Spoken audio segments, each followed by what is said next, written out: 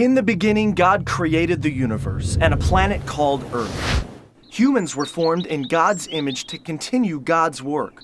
But soon, humans decided we want to live our way, not God's. Selfishness and violence filled the world, so God started over with just one family. And God made a covenant with a man named Abraham.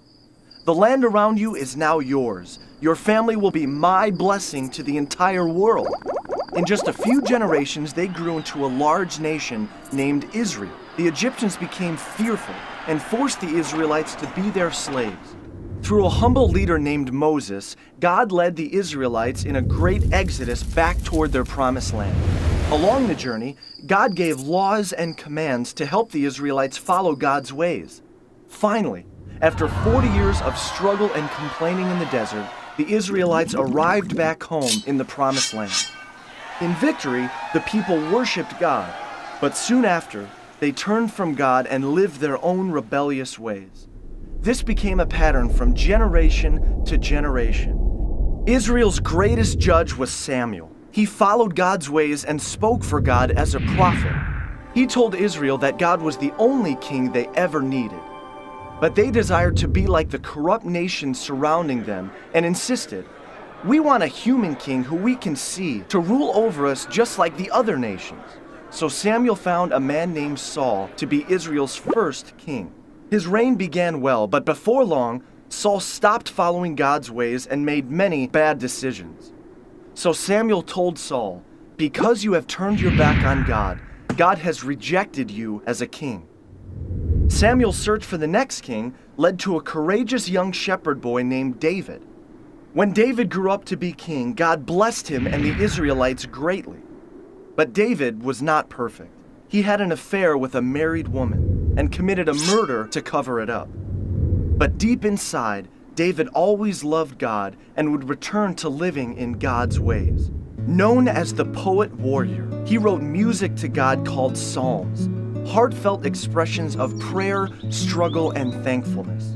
After many years as king, David gave the throne to his son Solomon. God also told David, "One day, one of your descendants will rule with a kingdom that will never end."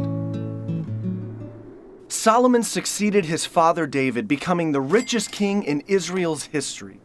Full of God's wisdom, Solomon wrote books like Proverbs and built a magnificent temple, a permanent tabernacle reminding people of God's continual presence.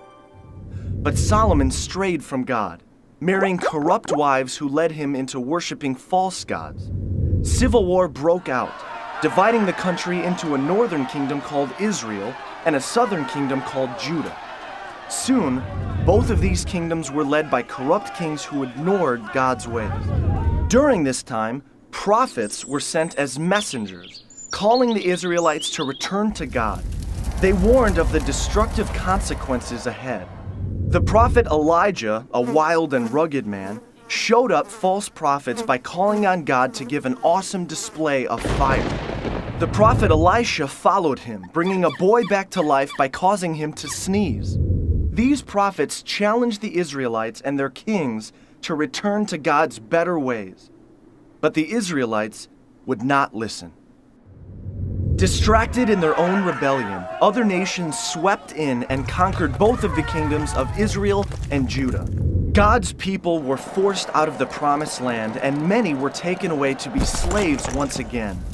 The temple was destroyed, and the people lost everything. This was a time called the exile, where many of the Israelites, now called Jews, were scattered across different lands. One prophet named Daniel was sent to a city named Babylon. The law demanded that everyone pray only to the king of Babylon, but Daniel refused and prayed to God 3 times a day.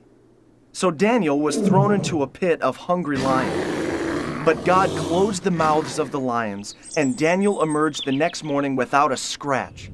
Though scattered, God was still watching over the Jewish people, and God gave them hope, speaking through the prophet Jeremiah's words. "I'll make a new covenant with the people of Israel, returning them to the promised land and filling their hearts and minds with my ways." 60 years later, this hope was realized. The Persian Empire freed the Jewish people to return to their promised land.